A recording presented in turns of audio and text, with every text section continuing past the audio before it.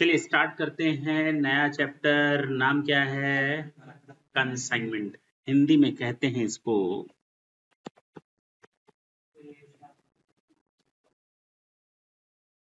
ये consignment account होता क्या है पता चलना चाहिए ना, तब तो हम एंट्री करेंगे। एक मिस्टर एक्स है जो बिजनेसमैन है, क्या है वो, और इसको नई सिटी में ऑफिस खोलना है, मींस अपना बिजनेस स्टार्ट करना है। एक सिटी से दूसरे सिटी जाना चाहता है ताकि वहां पर भी उसका माल बिके। अब इसके पास पहला ऑप्शन है कि वहां अपना नया बिजनेस स्ट्रक्चर यानी कि इंफ्रास्ट्रक्चर बनाए कंप्लीट, हाँ या ना, स्टाफ को रखे और अपना सामान बेचना शुरू कर दे, गोडाउन वगैरह। कितना कॉस्टली है कि नहीं? या दूसरा काम कर सकता है, ये पार्टनर बना ले किसी को उस एरिया में और कहे ठीक है तू सारा वहां का सामान देख, काम देख, जितना प्रॉफिट होगा उसको शेयर कर लेंगे। विन विन सिचुएशन है, वो भी कमाएगा हम भी कमाएंगे, हाँ या ना। लेकिन इन दोनों में बहुत बड़ी इश्यू है, बहुत बड़ी समस्या है। कितने शहरों में पार्टनर बनाओगे और कहां कहां तक तुम अपने हिस्से के प्रॉफिट के हिस्से को बांटोगे? बिजनेस को इस लेवल तक लाने में कितनी मेहनत लगी, और आज जब बिजनेस ग्रो कर गया तो कोई भी चिपकना चाहेगा, भैया हमको भी बिजनेस में हिस्सेदार बना दो, हाँ या ना। बनाते चले जाएं, सबको शेयरिंग देते चले जाएं, क्या करें तब? ये काम आसान नहीं है। फिर पता चला वो कुछ उल्टी सीधी हरकत बिजनेस में करेगा, उसका इंपैक्ट पूरे बिजनेस पर आएगा, हाँ या ना। अच्छा, तो भैया उस रिस्क से दूर रहो। नॉर्मली लोग कहते हैं उस रिस्क से, अच्छा इंफ्रास्ट्रक्चर मैं अपना क्रिएट करूं तो कितने शहरों में मैं बना पाऊंगा इंफ्रास्ट्रक्चर, कितनी शहरों में मैं मैनेजमेंट देख पाऊंगा या कंट्रोल कर पाऊंगा? फिजिबल नहीं लगता, एक नॉर्मल बिजनेसमैन के लिए फिजिबल। तो बेटर है not to go with both of these two situations, these are not the ideal one, हाँ है ना।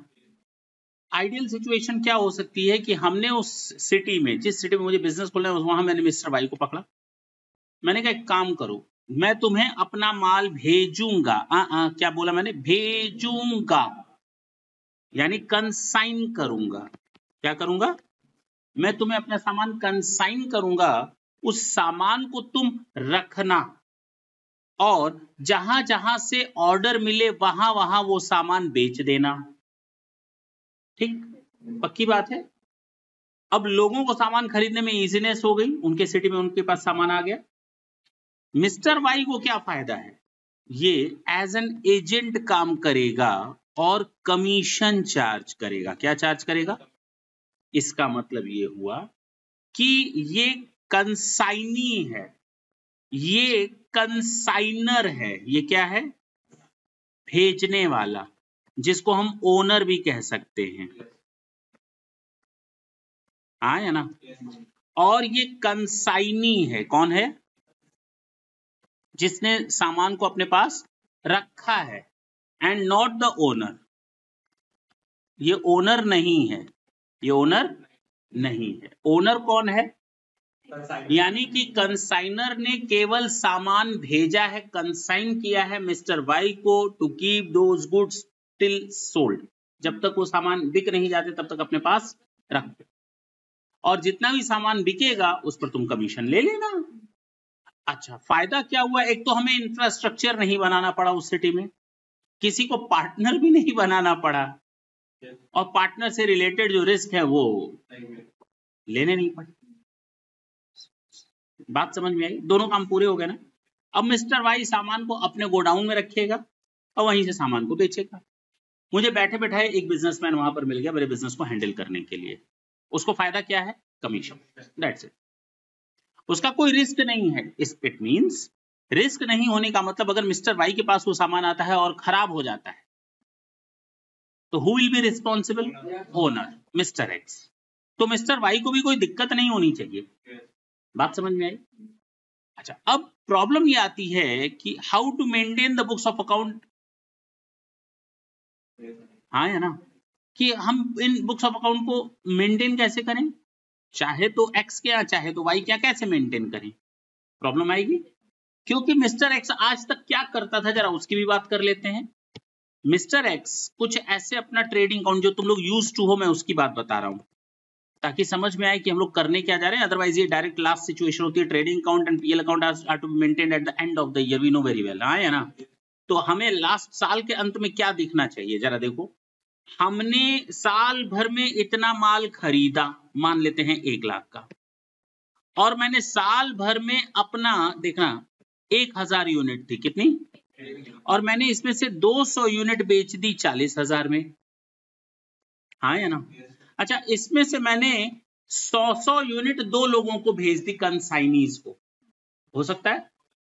तो पहले तो हम यहां से गुड्स सेंट टू कंसाइनमेंट दिखा दें, हाँ या ना, गुड सेंट ऑन, ये मिस्टर वाई और ये मिस्टर जेड, मान लेते हैं 100 यूनिट इसके पास, 100 यूनिट इसके पास, चलो 200 और 100, इसके पास जो गया सामान वो 20,000 का गया, इसके पास जो सामान गया कॉस्ट पर, ये किस पर मैंने लिखा है, कॉस्ट पर, no any profit is added over there, ये भी कॉस्ट पर था, ये भी कॉस्ट पर है, सामान आया और सामान निकल गया, मेरे यहां नहीं। अब now we can say that there is a closing stock in the hands of Mr. X is 500 बिक गया, 500 यूनिट्स बचा हुआ है, हाँ या ना। लेकिन अगर मैं बोलूं आखिर इसके नीचे, यहां पर हम लोग लिखते हैं जीपी, यहां आ जाता है ग्रॉस प्रॉफिट, ये वो ग्रॉस प्रॉफिट है जो मैंने अपनी सेल पर कमाया, ये वो ग्रॉस प्रॉफिट है जो मैंने अपनी सेल पर कमाया, जो मैंने माल बेचा है 40,000 का, उस पर ये ग्रॉस प्रॉफिट है। अरे मैंने उस पर भी तो कमाया होगा जो मैंने वाई और जेड को माल भेजा है, बेचा नहीं है, भेजा है, उस पर भी तो कमाया होगा। तो ये जीपी इस पर कमाया, तो प्रॉफिट हमने वाई से कितना कमाया, जेड से कमाया कितना, वो भी तो लिखो, नहीं समझे। तो अब ये लाने के लिए सिचुएशन हमको अकाउंटिंग करनी पड़ेगी, वाई के लिए अलग बुक्स मेंटेन करेंगे, Z के लिए अलग बुक्स मेंटेन करें, यानी X जितने कंसाइनी रखेगा सबके लिए अलग अलग मेंटेन करें। यानी मेरे पास अगर 20 कंसाइनी एजेंट हैं, 20 कंसाइनमेंट एजेंट हैं, then I have to make separate accounts for all these 20 persons so that I can come to know that what is the profit earned by Mr. Y, Z, P, Q, R. Individually, I just want to maintain the record. I just want to know the profit situation or loss situation. कि हर एक के पास मेरा कितना profit हो रहा है, हर एक के पास कितना लॉस हो रहा है। केवल प्रॉफिट लॉस सिचुएशन मैं नहीं जानना चाहता, मैं एक और चीज जानना चाहता हूं, what is the balance of closing stock. नहीं समझे, क्योंकि वो क्लोजिंग स्टॉक, ये तो वो स्टॉक है जो मेरे पास है, लेकिन यहाँ वाई जेड पी क्यू कुछ स्टॉक बचा होगा, वो भी तो मेरा ही स्टॉक है, उसको लिखो ना यहाँ पर। सामान तो निकाल दिया लेकिन स्टॉक भी तो बचा होगा। तो अब हम शुरू से करें, ये तो हम साल के अंत में देख रहे हैं क्या रिजल्ट बनता है, लेकिन ये रिजल्ट अंतिम में बनेगा, लेकिन साल भर जो हम रिकॉर्ड मेंटेन करेंगे कैसे और कहां करेंगे, ये तो साल के अंत में ऐसे दिखना चाहिए ना। तो हमें साल भर कैसे मेंटेन करना है, हमें उस पर ध्यान देना। समझ में आई बात, हो जाओ ठीक, चलें आगे, पढ़ लिया जाए एक बार। टू कंसाइनमेंट टू सेंड, बताया कंसाइन का मतलब बेचना नहीं, कंसाइन का मतलब भेजना। Accounting, the term consignment account refers to account dealing with a situation where one person or firm send goods to another person or firm on the basis that the good will be sold on behalf of by the second one. The following should be noted carefully. The party which sends the goods is called principal or consigner. जो माल भेजता है उसको principal बोलो या consigner बोलो, अरे बोल। The party to whom goods are sent is called agent, consignee. Consignment agent भी बोल सकते हो, कंसाइनी भी बोल सकते हो, हाँ या ना, एजेंट भी बोल सकते हो। The ownership of the goods remain with the consignor, जो सामान भेजने वाला है मालिक वही रहेगा, जिसको भेज रहा हूं वो मालिक नहीं है, वो एजेंट है। हाँ, वो सामान की हिफाजत इस तरह से करेगा जैसे कि ये उसका अपना सामान ठीक है ना, दोनों मुंडी भी वैसे ही हिल रही है, ठीक है ना। इन दोनों के बीच में प्रिंसिपल और एजेंट का रिलेशनशिप रहेगा। किस तरह का रिलेशनशिप रहेगा? अच्छा, एजेंट कितने तरह के होते हैं जरा मैं वो भी बता दूं। यहां हम किस तरह के एजेंट की बात कर रहे हैं वो भी क्लियर होना चाहिए। एक होता है कच्चा एजेंट, एक होता है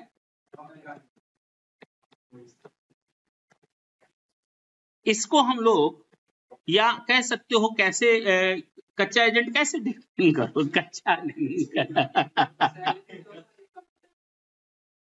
हाँ बोलो, बहुत बढ़िया, इसके लिए जोरदार तालियां बिल्कुल न बजाई जाए।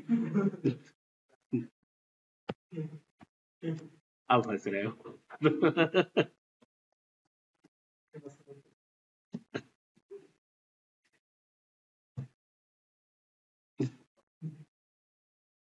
दो तरह के एजेंट होते हैं, जरा देखो किस तरह के, ढंग से सुनना कहानी। तुम लोग रिचार्ज करवाते थे कुछ समय पहले तक मोबाइल को, अब तो शायद करवाते हो कि नहीं करवाते, मतलब ऑनलाइन करवाते हो ना शायद, अब जाकर दुकान पे लाइन नहीं लगाते। पहले एक समय था 4-5 साल पहले, 2 साल 3 साल पहले तक, हमको तो काफी समय हो गए, शॉप में जाते थे, भैया 100 रुपए का रिचार्ज दे देना, उस पर कितना लिखा रहता था, 100 रुपया, और वो देता कितने में था, 100 रुपये लिखा कितने में रहता था और देता कितने में था,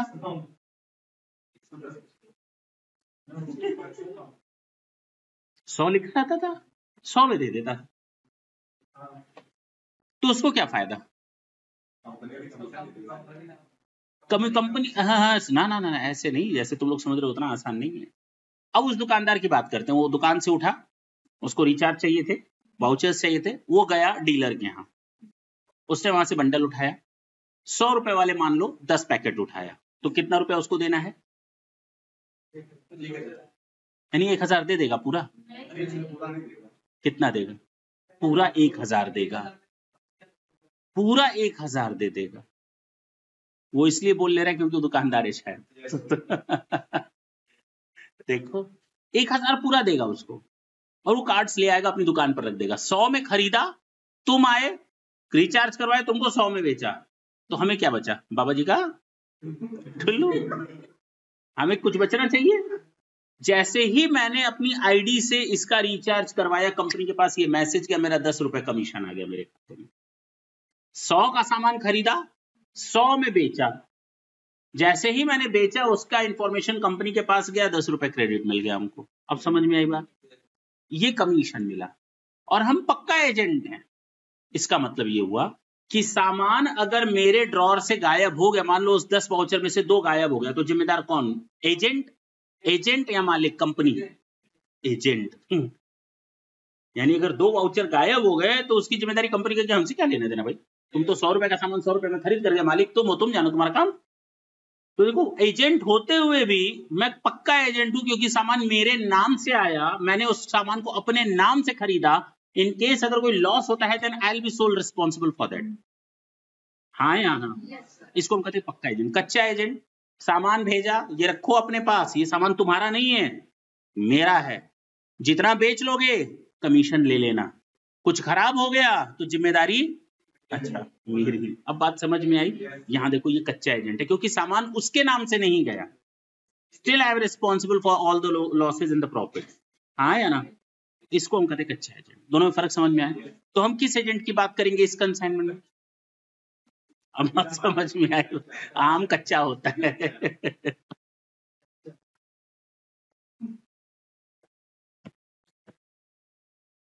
चलो ये जानना इसलिए जरूरी था क्योंकि तुम लोग को आगे हो सकता है कभी काम आ जाए, ठीक। तो यहाँ पर प्रिंसिपल एजेंट का रिलेशनशिप होता है, किसका रिलेशनशिप होता है, अच्छा, on sale the buyer will become the owner.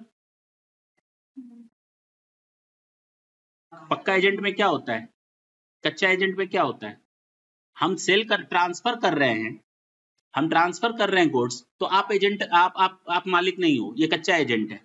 आप जिसको सेल करेंगे वो मालिक बन जाएगा, ये माना जाएगा जो आपने सामान बेचा है वो आपने नहीं बेचा, मेरे बिहाफ पर, मेरे कहने पर आपने बेचा है, ठीक। तो the buyer will become the owner in both of these situation, चाहे वो कच्चे एजेंट से खरीदे चाहे वो पक्के एजेंट से खरीदे। The consignor doesn't send invoice to the consignee, consignor ने आपको सामान भेजा है, मैं कंसाइनर हूं, आप मेरे एजेंट है, मैंने आपको सामान भेजा है, बेचा नहीं है, इसलिए मुझे इनवॉइस लिखने की जरूरत नहीं है। जब आप सामान किसी को बेचेंगे तो मैं इनवॉइस डायरेक्ट उसके नाम से लिखूंगा, या मैंने आपको अथॉरिटी दी हुई है कि आप मेरे नाम से इनवॉइस बना दीजिए, लेकिन आपका नाम नहीं रहेगा, मेरे नाम से आप इनवॉइस बना सकते हैं। अब बात समझ में आई, he sends only a invoice, a statement, ठीक है। usually the consignee recover from the consigner, अब जब आप मालिक हैं ही नहीं, मान लो मैंने आपको सामान भेजा, तो मेरे यहां से आपके यहां तक जाने में जो सामान की लागत लगेगी, भाड़ा लगेगा, इंश्योरेंस लगेगा रास्ते का, वो कौन बर्दाश्त करेगा? आप या मैं? मैं कंसाइनर, मैं बर्दाश्त करूंगा। उसके खर्चे की जिम्मेदारी मेरी होगी। आपके पास सामान पहुंच गया, अब हो सकता है रेंट हमें देना पड़े, हो सकता है रेंट आपको देना पड़े, that is according to the agreement, जैसा हुआ हो आपके और मेरे बीच में। नॉर्मली आप ही का रेंट रहेगा, कमीशन आपको मिलेगा, तो आप उस सामान की हिफाजत करेंगे और सामान को बेचेंगे। बेचने पर भी कुछ खर्चा होता है ना, तो वो खर्चा किसका होगा, आपका या मेरा? मेरा होगा, वो आपका नहीं है। आप जो खर्चे करेंगे वो भी मेरे ही होंगे, आप हमसे वसूल करेंगे, क्योंकि आपको केवल एक ही चीज से मतलब है, कमीशन, दैट्स इट। अब बात समझ में आई? मैं खर्च करूं तो मेरा खर्चा, आप खर्च करें तो भी मेरा खर्चा। हम ये मान लेंगे मेरी बिहाफ पर आपने खर्च किया है, अब आप हमसे वसूलेंगे। अब समझ में आई बात? ठीक है, बाकी सब आ जाएगा, बाकी कुछ नहीं है इसमें, ठीक है ना? बाकी सब आता जाएगा, कोई भी ऐसा पॉइंट नहीं है जो छूटेगा। कंसाइनमेंट और सेल में क्या फर्क है? ओनरशिप अभी मेरे पास है, सामान बिका नहीं है। सेल में तो सामान बिक जाता है, ओनरशिप ट्रांसफर हो जाती है। कंसाइनमेंट में अगर आपके पास सामान कुछ नुकसान हुआ, वो मेरा जिम्मेदारी है। सेल में अगर कुछ जिम्मेदारी होती है तो बायर की जिम्मेदारी होती है, हाँ या ना? कंसाइनमेंट में ट्रांसफर डीड या टाइटल ट्रांसफर नहीं होता, उसका मालिकाना हक ट्रांसफर नहीं होता, जबकि सेल में मालिकाना हक ट्रांसफर हो जाता है। In case of loss consignor bear करेगा, in case of loss buyer bear करेगा, हाँ या ना? कंसाइनर कंसाइनी के बीच में रिलेशनशिप प्रिंसिपल और एजेंट का होता है, जबकि अगर मैंने किसी को सेल कर दिया तो प्रिंसिपल टू प्रिंसिपल बेसिस पर माल बेचा है, एक मालिक ने दूसरे मालिक को माल बेचा, हाँ या ना? बात समझ में आई? Expenses done by the consignee to receive the, ठीक है, हो गया। चलें आगे, स्टार्ट करें। अब आते हैं अकाउंट्स कैसे मेंटेन करने हैं, इंपॉर्टेंट ये है।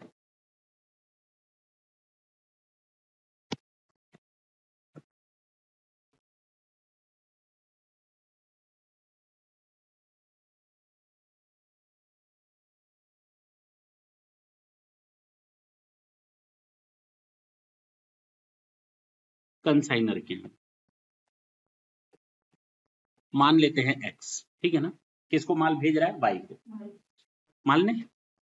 तो एक्स ने वाई को माल भेजा, सेंड किया, कॉस्ट थी 10,000 की। सबसे पहले एक्स जो माल भेज रहा है दिखाएगा ना, परचेज में से ही तो मेरे निकला होगा, मैंने कभी सामान खरीदा होगा तभी तो उसी में से निकला होगा। कंसाइनी के पास, एजेंट के पास सामान कैसे पहुंचा होगा? मैंने जो खरीदा होगा उसी में से ही। अरे बोलो ना। तो हम एंट्री, अब एक याद रखना बात, जितने भी नॉमिनल नेचर के, अब मेरा पर्पस क्या है कि मैं अपना पीएल अकाउंट बनाऊं, ट्रेडिंग पीएल, ये ट्रेडिंग एंड पीएल ये मेरा खर्चा, मेरी इनकम दिखाए, और मैं consignment Y Z P Q सबका अलग अलग बना लूं, हाँ या ना? यानी ये जो सामान मैंने खरीदा है उसमें से सामान निकालता जाऊं वाई के नाम से, उसमें से सामान निकाल दूं जेड के नाम से, बोलो ना, उसमें से सामान निकाल दूं पी के नाम से, हाँ या ना? ये याद रखना। अब ये लोग जो खर्च करेंगे, चाहे मैं खर्च करूंगा वाई के लिए, चाहे वाई खर्च करे मेरे लिए, है तो मेरा ही खर्चा। मैंने उस कंसाइनमेंट पर खर्च किया जो वाई को गया है, तो मेरा ही खर्चा है। लेकिन इस कंसाइनमेंट का खर्चा है, किसका खर्चा है? इसका खर्चा नहीं है। इसमें तो सामान निकाल करके किनारे कर दिया, उसमें से सामान निकाल करके, भाई 1000 यूनिट थी, 100 यूनिट निकाल कर इधर रख दी, 900 इधर रखी। इसको मैं माल बेचूंगा, मैं खरीदूंगा, माल बेचूंगा, ये मेरा प्रॉफिट है लॉस है, वो तो सीधे सीधे दिख रहा है, वो करते हो। 100 को अलग रख दिया किसी नाम से। अब अगर कोई खर्च इस 100 पर हुआ तो इसी पर ही डालोगे, अगर वो खर्च करेगा इस 100 पर, वो भी इसी में ही जाएगा, और जब बिक जाएगा तो कमीशन देने के बाद जो बच जाएगा वही तो प्रॉफिट है, वही हम इसमें आकर जोड़ देंगे। अब समझ में आई? तो जितने नॉमिनल नेचर के खर्चे होंगे पर्टिकुलर किसी कंसाइनमेंट पर, चाहे वो मैं करूं चाहे वो कंसाइनी करे, दोनों उसी कंसाइनमेंट अकाउंट में जाएंगे। यानी जितने भी नॉमिनल नेचर के अकाउंट होंगे, मैंने क्या वर्ड यूज किया, जितने भी नॉमिनल नेचर के अकाउंट्स होंगे वो सारे के सारे किसी कंसाइनमेंट अकाउंट पर ही चार्ज किए जाएंगे। क्या बोला मैंने? अरे जैसे मैंने बोला था वैसे बोल के दिखाओ। नहीं बोल पाओगे? हाँ बोलो। अरे जैसे मैंने बोला था वैसे बोलो। मैंने बोला सुनो, जितने भी किसी पर्टिकुलर कंसाइनमेंट पर नॉमिनल नेचर के एक्सपेंडिचर होंगे वो सारे कंसाइनमेंट अकाउंट के थ्रू जाएंगे। यानी अब मैं consignment Y, consignment Z, consignment P खोलूंगा और हर एक अपना अपना प्रॉफिट या लॉस बताएगा, हर एक अपना अपना प्रॉफिट या लॉस बताएगा। मान लो Z वाले पर खर्च किया तो उसको Y पर चढ़ाओगे, तो बात खत्म हो गई ना। तो Z वाले का खर्चा Z पर चढ़ाओ, Z वाले की इनकम Z पर चढ़ाओ, जो प्रॉफिट आएगा वो Z का प्रॉफिट होगा। यानी कंसाइनमेंट Z को जो मैंने माल भेजा था उस पे मुझे इतना प्रॉफिट हुआ। Now individually I can find it out. In the same वे हमें Z के साथ ये पता करना है किससे कितना लेना है, किसको कितना देना है। अब बात समझ में आई? तो हमें डेटर्स क्रेडिटर्स भी पता करने साथ ही साथ, और तो और जो स्टॉक बचा है Z के पास वो भी पता करना है। नहीं समझे? तो हमें इतने अकाउंट्स मेंटेन करने। जरा देखते हैं कैसे होगा, धीरे धीरे, हड़बड़ी नहीं है। एक बार ये जो अभी जर्नल एंट्री में समझाने जा रहा हूं अगर एक बार समझ में आ गई तो समझ लो 70% चैप्टर इज ओवर, यहीं पर खत्म है। हमें ज्यादा मेहनत करने की जरूरत नहीं है इसके बाद। सोचो तरीका क्या होता है, तुम लोग खूब क्वेश्चन करते हो, समझ में नहीं आता, फंसे रहते हैं। आदत क्या होती है हम लोग की? 50 क्वेश्चन सॉल्व करने की होती है। अरे बेसिक समझ लो, एक बार कहानी समझ लो, आधी प्रॉब्लम तो वहीं खत्म हो जाती है। ठीक है ना? तो हम सबसे पहले जर्नल एंट्रीज को देखते हैं कैसे होता है। और जर्नल एंट्रीज रुलाती हैं कंसाइनमेंट की कि कब डेबिट हो रहा है। भाई इतना याद रखो कि उस कंसाइनमेंट पर 100 यूनिट्स पर खर्च होगा तो उसके नाम से चला जाएगा खर्चा, बात करता उस कंसाइनमेंट अकाउंट में चला जाएगा। पक्की बात है? सबसे पहले तो सामान बिजनेस से निकालो। मान लो मैंने गुड्स Y को भेजा, goods send to Y, goods send to Y, sold नहीं लिखा है, सेंड। तो हम करेंगे सबसे पहले कंसाइनमेंट के ऊपर चार्ज करेंगे, 100 यूनिट वहां ट्रांसफर कर देंगे। Consignment account debit to goods sent on consignment, ये एक बुकिश एंट्री कर दी, कुछ फर्क नहीं पड़ा मेरे ऊपर। अंतर यह है एक जेब से सामान निकालकर दूसरी जेब में रखा, यहाँ एक स्टोर में से सामान निकालकर दूसरे स्टोर में रखा, एक स्टोर से सामान निकाल करके मैंने कंसाइनमेंट अकाउंट पर चार्ज कर लिया। हो सकता है ये कंसाइनमेंट अकाउंट ऑफ Y हो, नहीं समझे? Z हो सकता है, P हो सकता है, Q हो सकता है, कुछ भी हो सकता है। Consignment account debit to goods sent on consignment. अब ये याद रखो कि consignment account is always a nominal nature account. कौन सा अकाउंट होता है?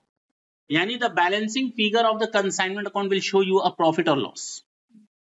नॉमिनल नेचर का फायदा क्या इंपैक्ट होता है कि उसका बैलेंसिंग फिगर हमेशा प्रॉफिट या लॉस देगा। सैलरी अकाउंट का डेबिट या क्रेडिट बैलेंस जो आएगा वो प्रॉफिट या लॉस बताएगा। टी एंड रिफ्रेशमेंट का खर्चा करोगे जमाई लेते हुए तो किसका खर्चा होगा? क्या होगा? नॉमिनल नेचर का होगा। हाँ या ना? नहीं समझ में आई बात? तो कहने का मतलब ये कंसाइनमेंट अकाउंट जो हम ये खोल रहे हैं ये नॉमिनल नेचर का अकाउंट होता है। Consignment account debit to goods sent on consignment. मेरे यहां से सामान निकला और कंसाइनमेंट पर चार्ज कर दिया, चार्ज कर दिया यानी देखो मैंने अपना लॉस मान लिया कि वहां पर डेबिट हो गया, एक्सपेंस हो गया, उसके ऊपर एक्सपेंस हो गया। जितने भी नॉमिनल नेचर के अकाउंट होंगे वो उसका खाता नहीं खुलेगा, सैलरी अकाउंट नहीं खुलेगा, टी एंड रिफ्रेशमेंट नहीं खुलेगा, फ्रेट नहीं खुलेगा, इंश्योरेंस नहीं खुलेगा, इस तरह के कोई अकाउंट नहीं खुलेंगे, सारे के सारे कंसाइनमेंट अकाउंट में जाएंगे। अब समझ में आई? बस इतना याद रखना, हो गया समझ। Good send to Y। अच्छा इसके बाद मैं एक्सपेंस करूंगा, सेंड करते समय नहीं करूंगा, मेट बाय कंसाइनर। कंसाइनर ने खर्च किया तो expenses account debit to cash होना चाहिए। अरे बोलो ना, expenses account debit to cash या बैंक करोगे? बताओ क्या चेंज कर दें? एक्सपेंसेस को हटाकर क्या करेंगे? अरे तुम लोग तेज हो गए। कंसाइनमेंट अकाउंट डेबिट टू हो गया, दिक्कत थी क्या इसमें? अच्छा एक्सपेंसेस मेट बाय कंसाइनिंग, वो भी खर्चा कर सकता है।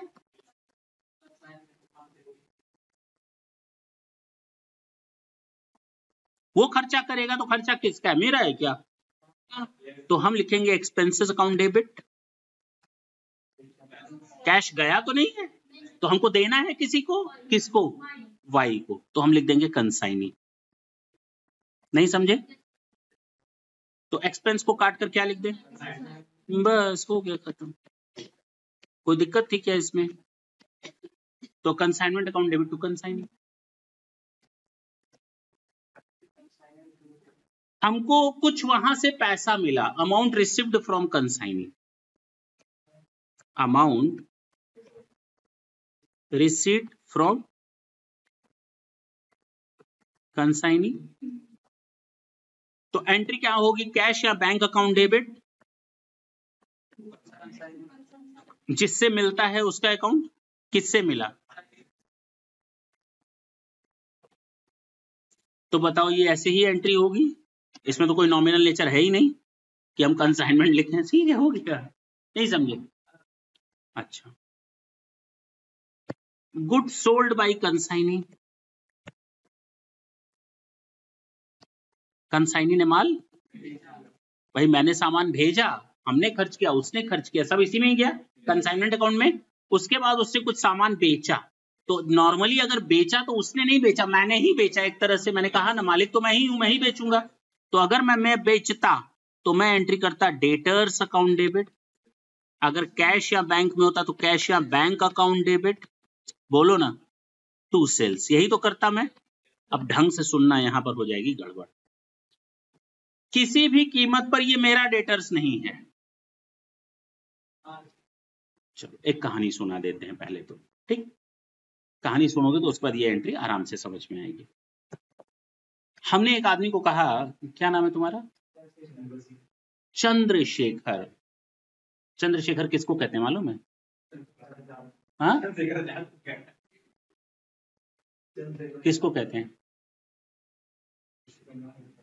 अरे शंकर भगवान का दूसरा नाम है ना, इसको अभी तक नहीं, तुम लोग को भी नहीं मालूम?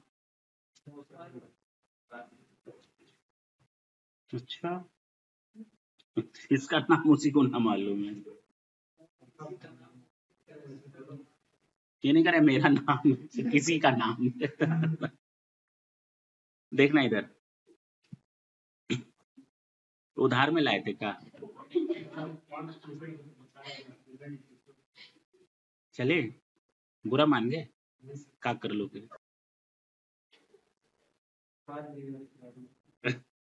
चले, नहीं कुछ लोग बुरा जल्दी मानते हैं, नाम पूछने पर बुरा मान लेते हैं। बहुत ही अच्छी चीज है, ढंग से सुनना।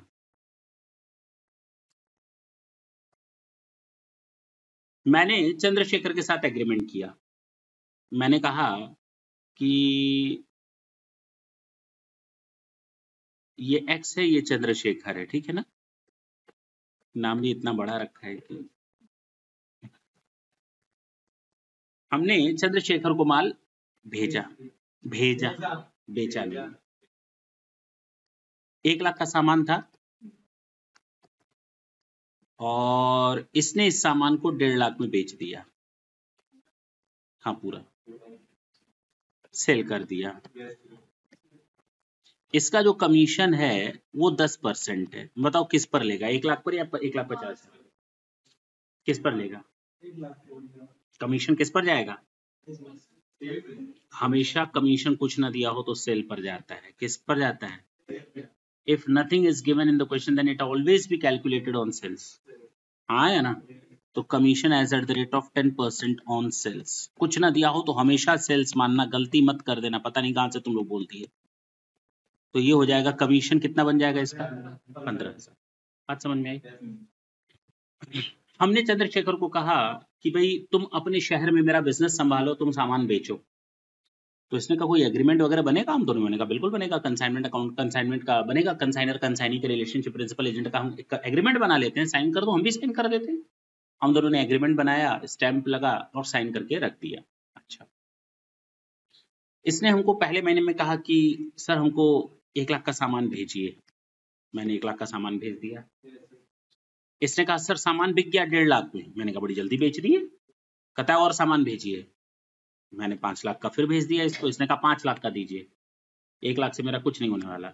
1 हफ्ते बाद कहता है सर मैंने वो सामान 8 लाख में बेच दिया। मैंने कहा अरे वाह जियो बेटा, हम तो इतने साल से धंधा कर रहे थे, हमें तो मालूम ही नहीं थी कि इस हाँ ठीक है, अब तुम क्लास कर करके वीडियो लेक्चर देख देख करके यहाँ पर आकर बताओ फालतू बात। बीच में ना बोलो, अगर पढ़ चुके हो बिल्कुल बीच में ना बोलो, क्योंकि हमारा पर्पस तुम्हें तब समझाना नहीं है, बाकी लोग को समझाना है। ठीक है ना? अभी हम कहानी बदल लेंगे तो वहाँ टाइम टाइम फिर सो जाओगे, दांत दिखाओगे फिर। तो 5 लाख को इसने 8 लाख में बेच दिया। फिर इसने कहा सर सामान और भेजिए, ये 5 लाख 1 लाख से कुछ नहीं होने। मैंने कहा साल भर में तो हम 50 लाख नहीं बेच पाते, अभी पहला महीना है 6 लाख का बेच दिया चुट्टे ने। इसने कहा 10 का और भेजिए। मैंने कहा ठीक है, हम अपना धंधा बंद करते हैं, तुम्ही को माल भेजते हैं तुम बेचो। हम इसको 10 लाख का सामान और भेज दिया, इसने फिर बेच दिया 15 लाख में। कहा और भेजो, मैंने कहा आप कहाँ से भेजे? फिर मैंने उधार लिया बैंक से 20 लाख रुपए का, और इसने 30 लाख में बेच दिया। इसने कहा और भेजो, मैंने कहा भैया पैसा लाओ, केवल भेजो भेजो भेजो भेजो, हम तो खुश हो जाए, पैसा तो दिखे। तो हम कहे पैसा लाओ, अरे कौन सा पैसा? मैंने कहा अरे तुमने माल बेचा है, पैसा लाओ। करे एग्रीमेंट में कहाँ लिखवाया है कि पैसा मैं कलेक्ट करूंगा? आपने कहा था बेचने के लिए, मैंने बेचा है। ये रही लिस्ट उन लोगों की जिनको मैंने माल, मालिक आप हो, ले लीजिए, है कि नहीं? अब हम दर दर जाएं, और जैसे ही किसी का खटखटाए, कोई बंदूक लेकर निकले, कोई डंडा लेकर के निकले, है नहीं, कोई 4 गुंडे लेकर के आ जाए, कहां तक हम पैसा मांगते फिरेंगे? अरे तुमने बेचा है, तुम वसूलो।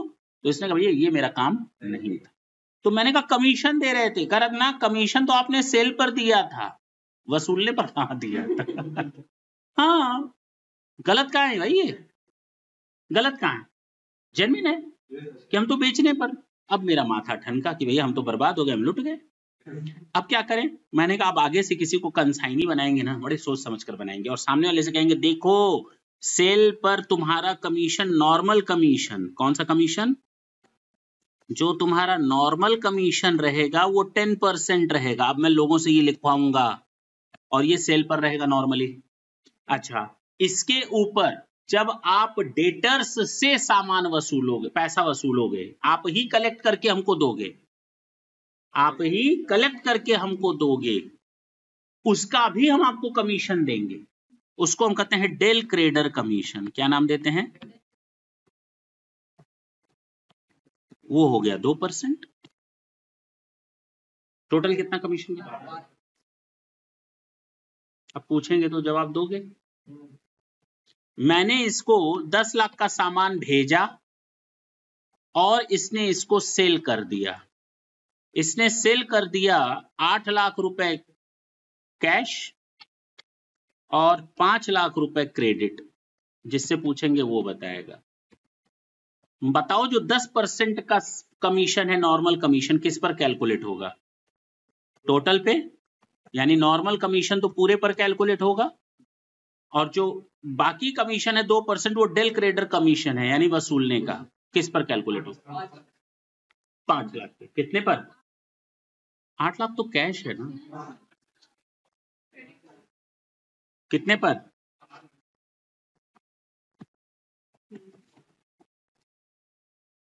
देखो वो भी फंस गया बेचारा, क्योंकि पिछली बार कहानी कुछ और बताई थी।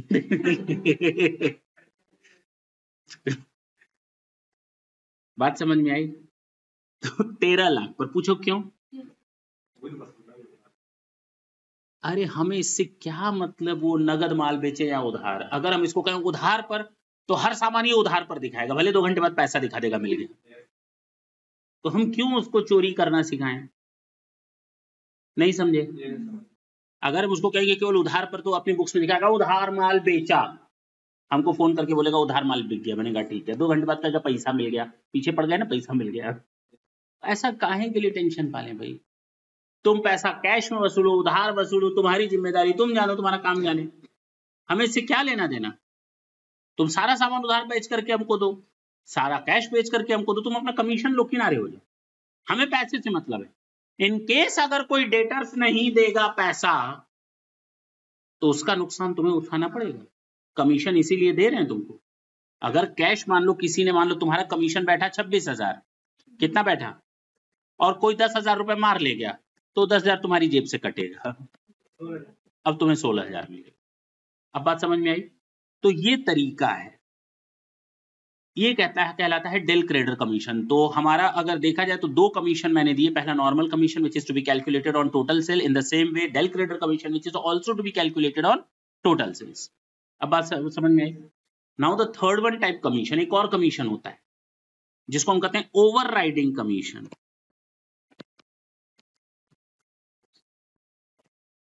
मैंने इसको कहा ओवर राइडिंग कमीशन ले लेना अगर देखो ये आया मेरे पास, कहता है मालिक जो आपने सामान बेचा है, भेजा है ना हमको 10 लाख का, हम उस पर 30% का प्रॉफिट ऐड कर सकते हैं। देखो दिख भी रहा है 10 लाख का सामान कितने में भेजा, 13 लाख में बेचा, यानी 30% प्रॉफिट कमाया। एक कस्टमर इसके हत्थे चढ़ गया जो 15 लाख देने को तैयार है। कितना देने को तैयार है, लेकिन उसके लिए शर्त यह है, ये थोड़ा उसके पीछे दौड़ेगा, उसको कन्विंस करेगा 15 लाख के लिए। 15 लाख दिलवा दिया, इसने अपना कमीशन निकाला 15 लाख पर और बाकी पैसा हमको दे दिया। इसको क्या फायदा मिला, 15 लाख पे इसको कमीशन ज्यादा मिलेगा। लेकिन क्यों करेगा ऐसा काम, क्यों महंगा बेचेगा और क्यों लोगों को बेवकूफ बनाएगा।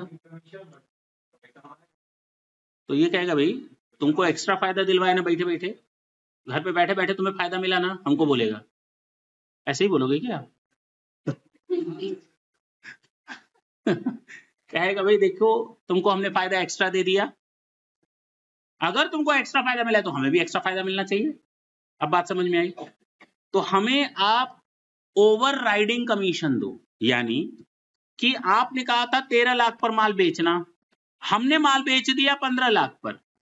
कितने पर माल बेचा, तो ये जो एक्स्ट्रा 2 लाख आया है, हमें तो नॉर्मल कमीशन तुम दोगे ही टोटल पे, हमें डेल क्रेडर कमीशन भी दोगे टोटल पे, लेकिन तुम्हें तो एक्स्ट्रा मिला ना जो तुम्हें नहीं मिलना चाहिए था। हमने किसी को बेवकूफ बनाया, मुर्गा था हलाल किया तो बताओ हमें कमीशन दोगे, इसको हम कहते हैं किस पर लेगा, वो पूरे 15 पर या एक्स्ट्रा अमाउंट पर। जी, वो एक्स्ट्रा जो 2 लाख कलेक्ट किया है ना, उस पर ये एक्स्ट्रा कमीशन मांगेगा, जिसको हम लोग कहते हैं ओवर राइडिंग कमीशन। हाँ या ना। तो ये कैलकुलेटेड होता है over and above the specific price या स्पेसिफिक वैल्यू, बस ये याद रखना। अब मैं आपको एक क्वेश्चन देता हूं, जरा देखते हैं आप लोग कैसे सॉल्व करते हैं। कॉस्ट थी सामान की 10 लाख की, एक्स ने वाई को भेज दिया और कहा इस पर 30% प्रॉफिट लगा करके बेचो। कितने पर, और एक्चुअल में जो सेल की है वो 15 लाख में की है। इसको 3 कमीशन मिलने हैं, normal commission 10%, del credere commission 2%, overriding commission 5%। अच्छा सुनो, ये जो सेल है इसमें कैश सेल है 10 लाख की और क्रेडिट सेल्स है 5 लाख की। अब हमें तीनों कमीशन कैलकुलेट करके बताओ। बैठो इधर, बताओ।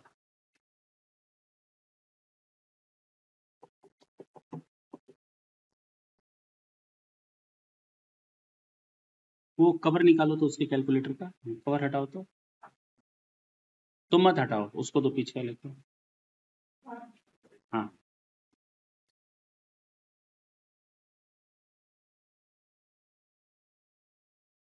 कंजूसी करने से क्या फायदा।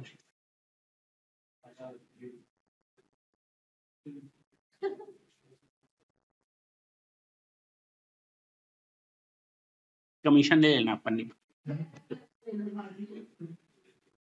बताओ।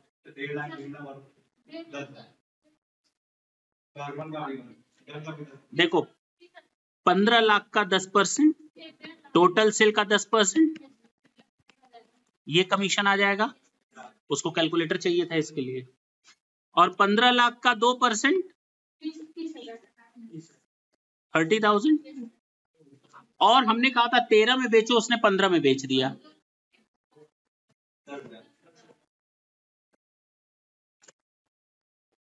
अब इसमें क्या कैलकुलेटर की जरूरत थी?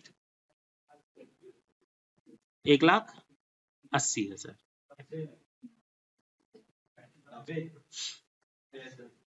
190, ठीक है ना? दैट्स इट, हो गया। ये कैलकुलेशन है कमीशन का। कैसे करना है समझ में आया? अब दिक्कत नहीं आएगी किसी क्वेश्चन में। तो अब जरा देखो, सामने वाले ने सामान बेचा, पहले तो ये समझ लो। उसने बेचा तो हम मान लेते हैं डेल क्रेडिटर कमीशन मैंने दिया है, तो डेटर मेरा नहीं है, डेटर उसका है। डेटर किसका है? कंसाइनी का। वो वसूलेगा क्योंकि मैंने उसको डेल क्रेडिटर कमीशन दिया है। बोलो, हमें ये पैसा किससे वसूलना है? ये पैसा जो डेटर से वसूलेगा वो वसूलेगा। डेटर भले मेरा है लेकिन वसूलने का काम उसका है। तो हम ये जो पैसा उसको मिलना है किससे वसूलेंगे? और जो कैश मिला है वो मुझे नहीं मिला है, वो भी उसी को ही मिला है, तो वो भी हम कंसाइनी से ही वसूलेंगे। नहीं समझे? तो चाहे उसने नगद माल बेचा हो चाहे उधार माल बेचा हो, दोनों पैसा तो हम उसी से वसूलेंगे क्योंकि दोनों पैसे उसी के पास है। इसलिए हम डेटर नहीं लिखेंगे, कंसाइनी लिखेंगे। इसीलिए हम कैश नहीं लिखेंगे क्योंकि कैश उसके पास है, उससे वसूलेंगे, इसलिए हम कंसाइनी लिखेंगे। अब बात समझ में आई? तो मेरे लिए डेटर कौन है इस समय? कंसाइनी। और टू सेल्स ना लिखकर मैंने कहा जितने भी नॉमिनल नेचर के खाते होते हैं उसकी जगह क्या? To consignment account. अब तो समझ में आया?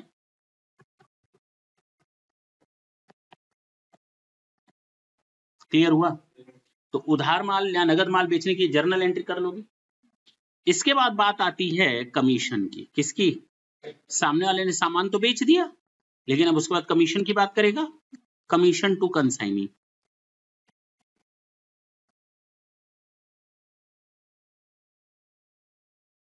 अब कंसाइनी को हमें कमीशन देना है, तो कमीशन मेरे लिए फायदा है तो घाटा है, एक्सपेंसेस है। तो हम एंट्री करते कमीशन अकाउंट डेबिट। देना है किसी को, किसको देना है? उसको देना है, लायबिलिटी बन गई। कमीशन हटाकर क्या लिख दें? तो अब कंफ्यूजन नहीं रहेगा ना, क्यों कंसाइनमेंट कब लिख रहे हैं पता चल गया। जितने भी नॉमिनल नेचर के अकाउंट्स हैं वहां कंसाइनमेंट वर्ड यूज कर। ठीक है ना? पक्की बात है।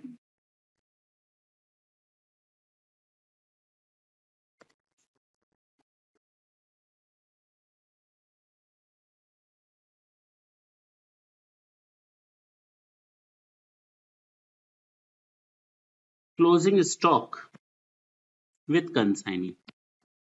मान लो उसको 100 यूनिट भेजे थे, उसने केवल 80 यूनिट बेची, तो 80 यूनिट का तो हिसाब किताब हो गया। भेजा तो मैंने उसको 100 यूनिट था, यहाँ पे 20 बच गया उसके पास। वो स्टॉक किसका है, उसका या मेरा? मेरा है। तो हम उसको अपने बुक्स में दिखाएंगे ना स्टॉक को, हाँ या ना? तो अब जब माल भेजा था तो डेबिट किया था, अब माल वहां जो पड़ा हुआ है वो मेरा ही है। तो जब भेजा था डेबिट किया था, जब पड़ा हुआ है तो मेरा ही है साल के अंत में। तो टू कंसाइनमेंट अकाउंट केवल दिखाने के लिए, केवल। तो टू कंसाइनमेंट, जब भेजा था तो कंसाइनमेंट अकाउंट डेबिट, अब क्रेडिट कर दिया। और यहां लिखेंगे स्टॉक विद कंसाइनी। क्या लिखेंगे?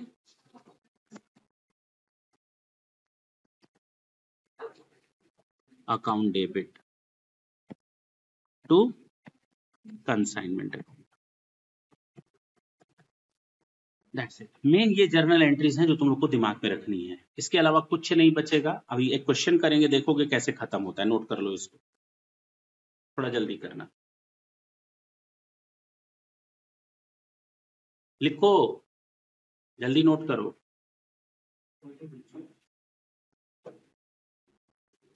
हो गया सबका? चलिए चलिए आपको ले चले हम क्वेश्चन नंबर 1 की ओर। हम इस क्वेश्चन में से पहले ये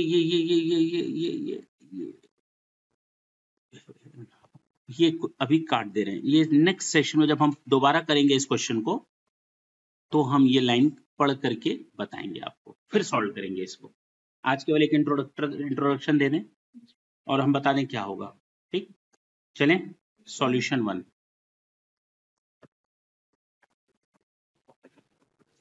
जर्नल एंट्री करते हैं हम लोग।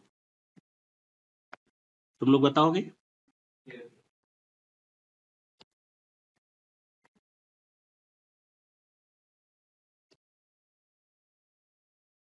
एक्स सेंट ऑन 1 जुलाई। ढंग से देखना क्वेश्चन हम कैसे लिख रहे हैं और एग्जाम में तुम लोग को कैसे देखना है। देखना इधर, एक्स ने 50,000 रुपए का सामान वाई को भेजा 1 जुलाई 2016 को। 1 जुलाई 2016 को एक्स ने वाई को 50,000 का सामान भेजा, बस ना। अच्छा, उसके बाद कहता है और खर्च किया 1,000 रुपए पैकिंग पर। तो एक्सपेंसेस एक्स ने किए 1,000। कहता है वाई रिसीव्ड, 3 जुलाई को वाई को सामान मिला। वाई को कब सामान मिला? रिसीट किया है इसने 3 जुलाई 2016 को। और कहता है कि उसने अपना एक्सेप्टेंस दिया एक्स को 30,000 रुपए का 3 महीने का। यानी इसने कसम खाई कि मैं तुम्हें तुम्हारा पैसा 3 महीने में दे दूंगा, यानी कि बिल रिसीवेबल। इसने बिल्स पेबल बनाया 30,000 रुपए का। अगर बिल्स ऑफ एक्सचेंज पढ़े हो तो ठीक, नहीं पढ़ोगे तो पढ़ोगे, चिंता मत करना। इसने 30,000 रुपए की एक कसम खाई बिल्स ऑफ एक्सचेंज की, बिल्स पेबल की। इसने एक बिल बनाया, एक कागज पर लिखा कि देखो मिस्टर एक्स, मैं कसम खाता हूं कि मैं तुम्हें 30,000 रुपए 3 महीने में दे दूंगा, ये मेरी कसम पत्र है। ठीक है ना, पक्की बात है। इसने दिखाया कि मेरी कसम पत्र बीपी, ये दिखाएगा ये मेरा बीआर है, बिल्स रिसीवेबल है, कि मुझे किसी से पैसा मिलना है। कितना? 30,000। बात समझ में आई? ये यहां से चलकर यहां आया। अच्छा, उसके बाद कहता है वाई ने खर्च किया 2,000 रुपए फ्रेट पे, 500 रुपए गोडाउन रेंट पे। वाई ने एक्सपेंस किया फ्रेट पे कितना?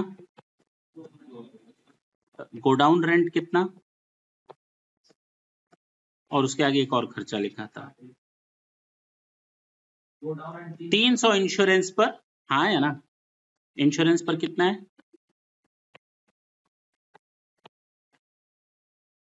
ये खर्च किया वाई ने। आगे कहता है कि 31 दिसंबर 2016, साल के अंत में, साल के 31 दिसंबर 2016 में वाई ने कहा कि भाई हमने जो है 4/5 टोटल सामान बेचा है 55,000 में। आपने हमें सामान कितने का भेजा था? और इसका 4/5 यानी 40,000 की कॉस्ट का सामान मैंने सेल किया है।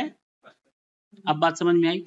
इसका मतलब कि स्टॉक हमारे पास होगा 50,000 का 1/5। 4/5 अगर बिक गया तो 10,000 अभी भी स्टॉक उसके पास है। दिख गया ना? अच्छा, Y is entitled 10% commission. Commission कितना है? दैट्स इट, बस इतना ही क्वेश्चन। हम अभी इस क्वेश्चन को मानते हुए चलेंगे।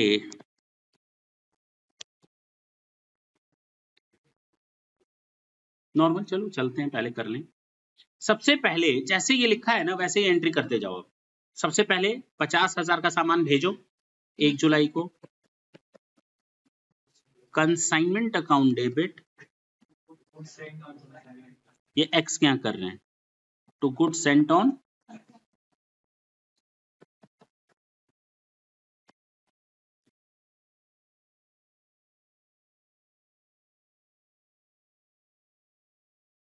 $50,000। इसमें कोई दिक्कत किसी को?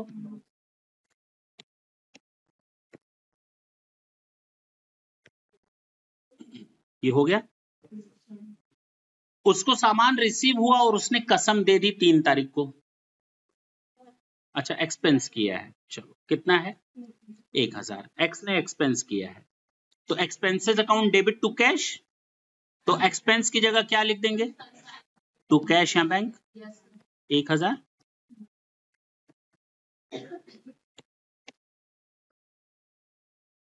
सामान उसके पास 3 तारीख को पहुंचा और उसने मुझे कसम दे दी। यानी मेरे पास अगर वो कैश देता तो मैं एंट्री करता कैश अकाउंट डेबिट, जिससे मिलता है कंसाइनी से। वाई लिख देते हैं यहां पर। क्या लिख दें वाई? बोलो ना कितना? अगर 30,000 दे देता कैश तो उसने कैश नहीं दिया। अगर बैंक दिया होता तो हम बैंक अकाउंट डेबिट लिखते, लेकिन ना उसने मुझे कैश दिया ना बैंक दिया, हम यहां लिखेंगे कसम अकाउंट, क्योंकि उसने क्या, हाँ नहीं नहीं ठीक है, कसम अकाउंट कोई दिक्कत नहीं, कसम अकाउंट कोई दिक्कत नहीं है, कसम ही तो है, लेकिन इसको टेक्निकली नाम दिया जाता है बिल रिसीवेबल। क्या नाम दिया जाता है? Bills receivable. मेरे लिए एसेट है और उसके लिए पेबल यानी लायबिलिटी है। वो अपने आप बीपी लिखेगा और हम अपने आप बीआर लिखेंगे। अगर कैश देता तो कैश अकाउंट डेबिट, चेक देता बैंक अकाउंट डेबिट, कसम दिया तो कसम अकाउंट डेबिट, बस ना। अच्छा, 3 जुलाई को ये एंट्री करने के बाद हमने ये सब खत्म कर दिया। उसने खर्च किया है 2800। कितना खर्च किया है? हम भी खर्च कर दें। देखो खर्च मेरा है यानी खर्चा अकाउंट डेबिट, उसको किस में ट्रांसफर कर देंगे? Nominal nature consignment. कितना खर्चा हुआ? मैं करता तो टू कैश, वो कर रहा है तो उसका नाम कंसाइनिंग अकाउंट, क्योंकि वो तो लेगा हमसे। बस, नहीं समझ में आई बात? टफ तो नहीं था? ये भी कट। उसने कहा मैंने सामान 55,000 में बेच दिया, 55,000 में बेचा है सामान, तो हम सेल की एंट्री करेंगे debtor account debit to sales. तो डेटर मेरे लिए कौन है? कंसाइनी। तो Y account debit to sales की जगह टू कंसाइनमेंट। अरे वाह, समझ में आ रही है? अच्छा, उसके बाद कुछ और दिख रहा है उसमें? स्टॉक दिख रहा है 10,000 का। कितने का? लिखने 10,000 नहीं। अब दो चीजें, स्टॉक का कैलकुलेशन होता है देखा जाए। दूसरा, कमीशन बचा हुआ है 10%। कितने पर देंगे? 55,000 का 10% कितना होता है? हमको किसी को कमीशन देना है तो कमीशन तो मेरे लिए खर्चा है, तो कंसाइनमेंट अकाउंट डेबिट जिसको देना है हो गया।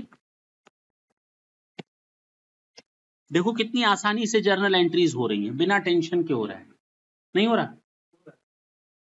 अब क्या बचा? केवल स्टॉक। हाँ या ना? स्टॉक कैलकुलेशन में अब थोड़ा सा 10 मिनट देना पड़ेगा। दे रहे हो?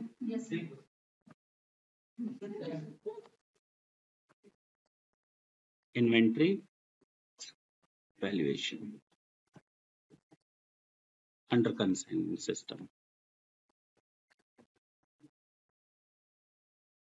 बोलो, समझ में आ रहा है? कंसाइनमेंट में कैसे इन्वेंट्री वैल्यूएशन होता है?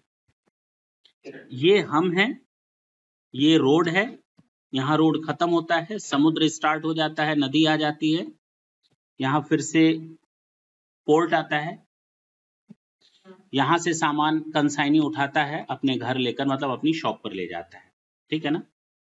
अब हम यहाँ से सामान भेज रहे हैं, इसकी कॉस्ट हमें दी है 10,000, नहीं दी है? और सामान यहाँ से यहाँ तक भेजने पर हमने खर्च किया, दिया हुआ है वो भी, लेकिन ये 1,000 जो खर्च किया है वो 50,000 पर किया है। बात समझ में आई? बोलने दो, हड़बड़ी नहीं है, बिल्कुल हड़बड़ी नहीं है। अब सामान यहां से यहां तक पहुंच गया, यहां से सामान कौन उठाएगा? इसका खर्चा कौन करेगा? कंसाइनी। कंसाइनी वहां से सामान उठाया अगर कंसाइनी, तो वहां से खर्च कौन करेगा? कंसाइनी मान लेते हैं। यहां से यहां तक सामान कंसाइनी ने खर्च किया, एक्सपेंसेस बाय कंसाइनी। कितना रुपया? 2,000 फ्रेट था। रेंट किसका रहा होगा? डाउन का, बोला भी है, तो इसका मतलब गोडाउन रेंट कितना? और इंश्योरेंस किसका? यहां का या यहां का? इंश्योरेंस कहां तक का? ये रास्ते का इंश्योरेंस, की अगर रास्ते में नाव को कुछ फ्लीट को कुछ हो गया तो उसका इंश्योरेंस या गोडाउन में रखने का 300। कहीं का भी हो सकता है, कहीं का भी हो सकता है। बोलो, अगर हम तुम लोग को कहते हैं वेजेस एंड सैलरी, तो ये ट्रेडिंग में जाएगा या पीएल में जाएगा?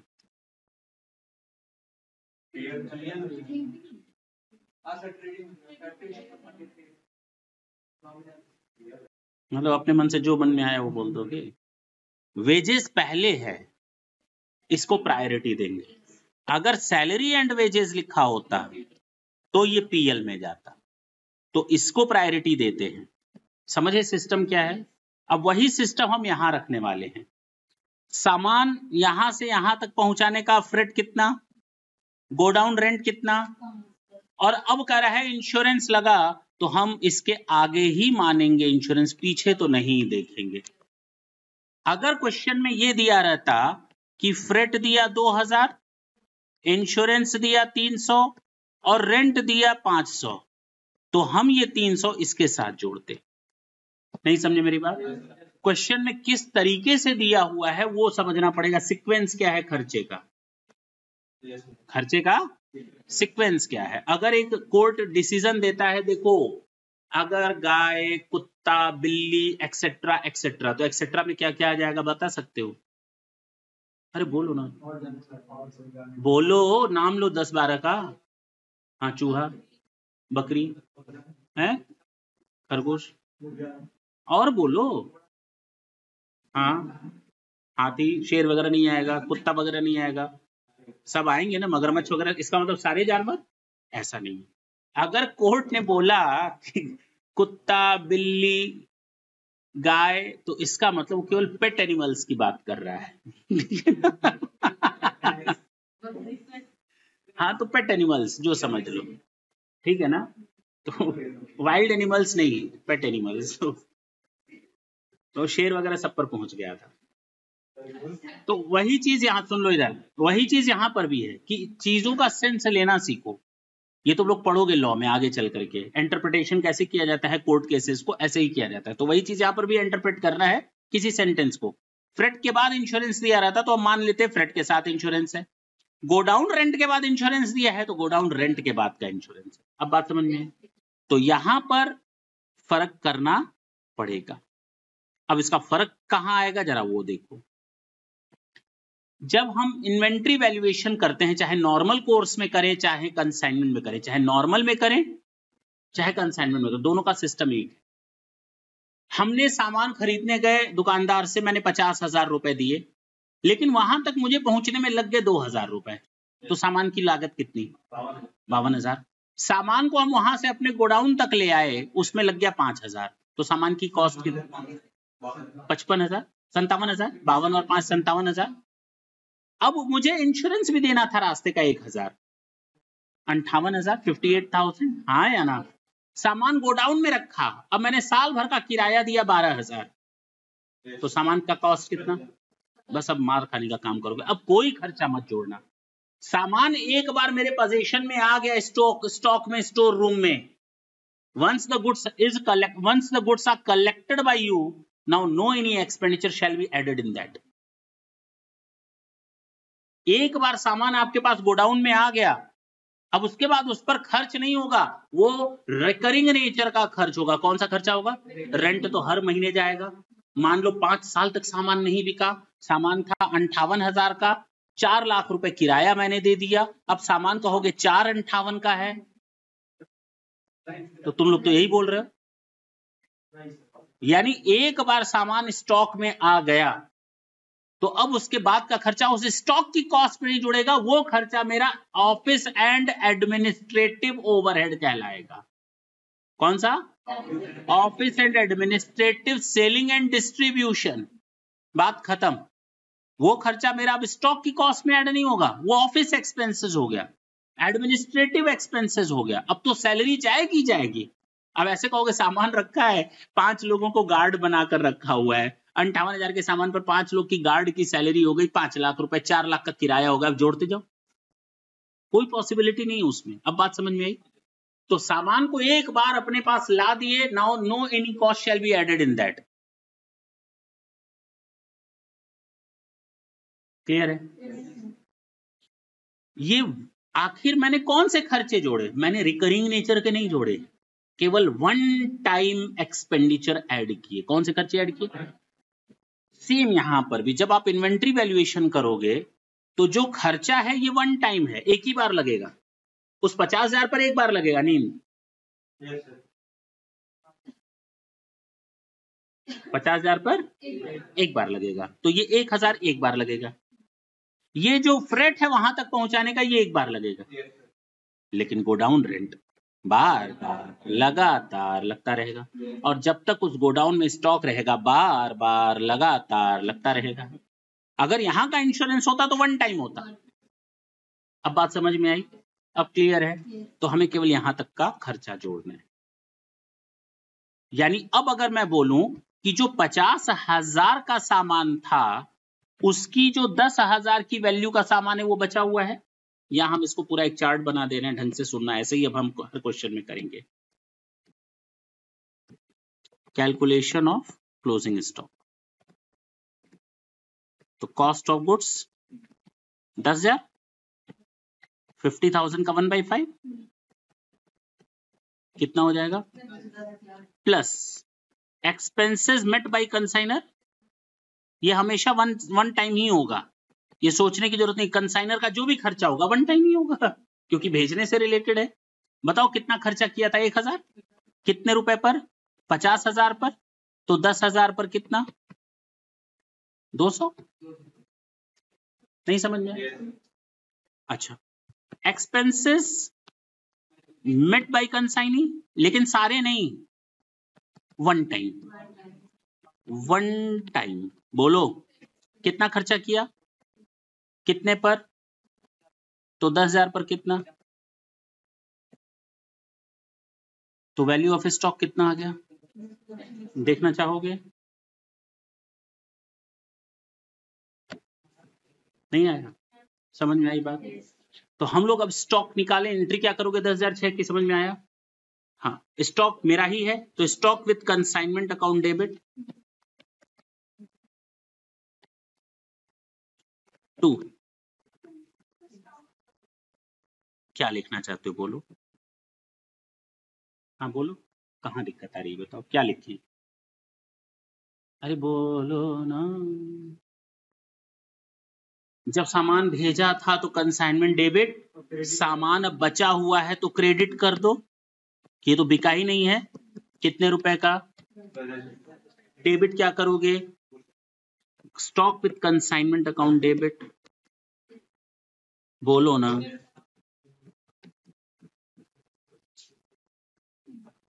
क्लियर हुआ? हाँ या ना? एक बार देख लेते कुछ छूटा है क्या। ये हो गया, ये हो गया, ये हो गया, ये भी हो गया, ये भी हो गया, ये भी कर लिया, कमीशन कर लिया, हाँ, और स्टॉक भी कर लिया। 10,000 ना लिख करके 10,600 ऐसे कैलकुलेट करेंगे। अब हमें बुक्स क्लोज करनी है, सारे ट्रांजेक्शन्स हो गए, क्या करनी है, बुक्स क्लोज करनी।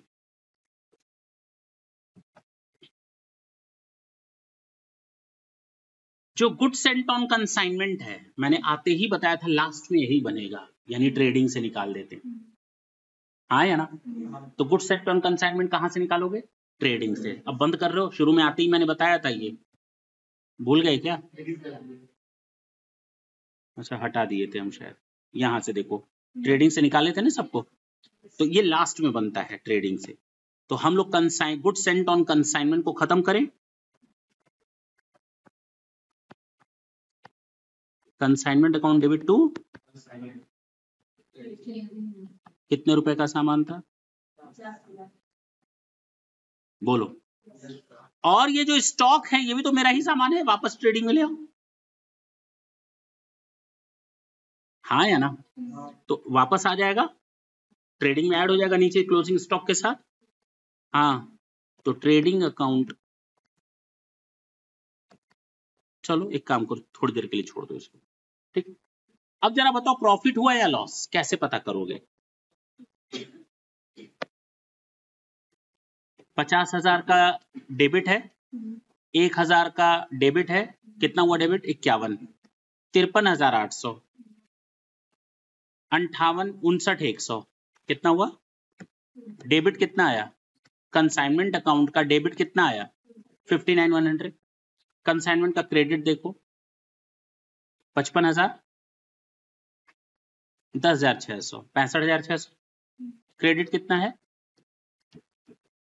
बताओ प्रॉफिट कितना आ गया। कंसाइनमेंट अकाउंट बनाओगे, ये कंसाइनमेंट अकाउंट बनाओगे तो डेबिट का टोटल कितना आएगा, अभी तो किया ऊपर से, और कंसाइनमेंट अकाउंट बनाओगे तो उसका क्रेडिट साइड में कितना दिखेगा, 6500, ये मेरा प्रॉफिट हो गया, दिख रहा है ना, कंसाइनमेंट अकाउंट में प्रॉफिट हुआ ना कितना, 6500, तो कंसाइनमेंट अकाउंट डेबिट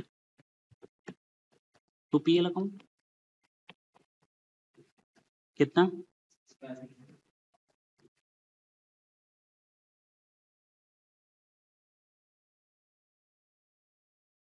ये 600 कितना था मेरा, वो कितना है, 65 आ रहा है, नहीं नहीं, एक बार टोटल करो तो,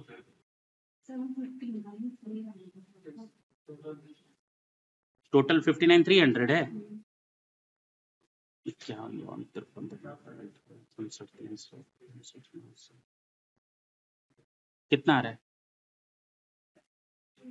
300, इसीलिए 200 का फर्क आ रहा है, कितना हो जाएगा ये, 6300 आ गया ना, ये हमारा प्रॉफिट है 6300।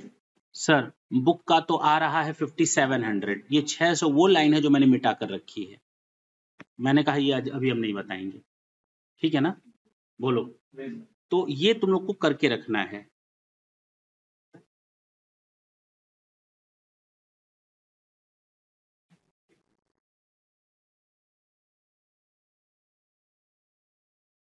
ठीक है, इसको नोट कर लो पहले तो,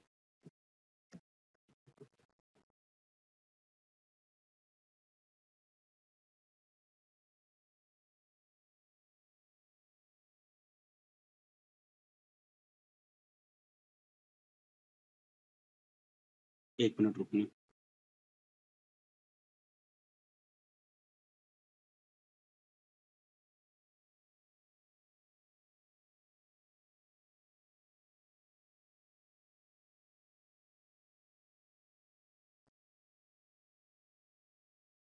समझ में आई बात,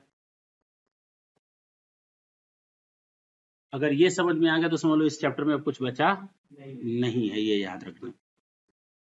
अब कहोगे सर ये जो आपने स्टॉक दिखाया है ये तो हमारे पास है नहीं, हाँ ठीक है, जब हम अपना बैलेंस शीट बना रहे हैं तो उस समय दिखा दिया कि मेरे पास आ गया स्टॉक, लेकिन एक्चुअल में वो मेरे पास अभी भी नहीं है, वो वहीं पर है, तो जब अगले महीने की 1 तारीख आएगी नया साल, इसको रिवर्स कर देना फिर से, उसके पास वापस सामान चला जाएगा, consignment account debit to stock with consignment, उसका ओपनिंग स्टॉक हो जाएगा, नहीं समझे, ये केवल अपने पास दिखाने के लिए बुक्स में मैंने ये एंट्री कर दी ताकि मेरे पास स्टॉक दिख जाए, अगले दिन जैसे ही साल खत्म हुआ इस एंट्री को उल्टा करके वापस सामान वहां पहुंचा दो, नहीं समझे, क्लियर हुआ, तो ये याद रखना, क्योंकि हमारा उसका जो क्लोजिंग बैलेंस है उसका ओपनिंग बैलेंस होना चाहिए, जो स्टॉक मेरे पास नहीं है उसके पास है तो उसके यहाँ दिखना चाहिए, ये करने से स्टॉक तो मेरे पास दिखा लेकिन है उसके पास, तो अगले दिन फिर से सामान उसके पास पहुंचा देंगे एंट्री रिवर्स करके, सामान अभी भी उसके पास है,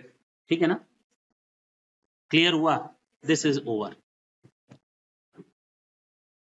कुछ नहीं करना था इसमें, केवल तुम लोग को अब करना क्या है, ये एक क्वेश्चन ढंग से करके आना, हम फिर से करेंगे इस क्वेश्चन को, देखो एंट्रीज देखो, हमने क्या किया, सबसे पहले सामान भेजा तो consignment account debit to goods sent on consignment, 1000 का मेरा मैंने खर्च किया तो consignment account debit to cash या बैंक, हाँ या ना, 30,000 रुपए उसने हमको दिया तो consignee account, sorry BR account debit to consignee, हाँ या ना, बोलो, ये मान लेते हैं इसने कैश दिखा दिया, हमने कैश नहीं लिया, ठीक है ना, 3 महीने का है तो 3 महीने बाद देखो इसने ले लिया कैश, हमने नहीं लिया अभी, ठीक है, छोड़ दो, मारो गोली, उसके बाद उसने सामान 55,000 में बेच दिया तो हम एंट्री करेंगे consignee account debit to consignment account, consignee account debit to consignment, उसको 5500 रुपए कमीशन चाहिए तो मैंने दे दिया कमीशन यानी consignment account debit to consignee, देखो फिर से आगे consignment account debit to consignee, हाँ या ना, उसने टोटल खर्च किया है 2800 रुपए तो हमने 2800 लिख दिया, 600 को मारो गोली, ठीक है ना, तो खर्चा अकाउंट डेबिट टू कंसाइनमेंट, खर्चा account debit to consignee, consignment account debit to consignee लिख दिया,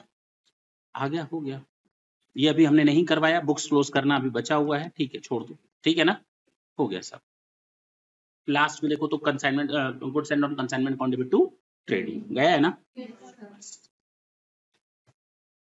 दैट्स इट, कर क्या हो गए, टाटा बोलें। थैंक यू बच्चों।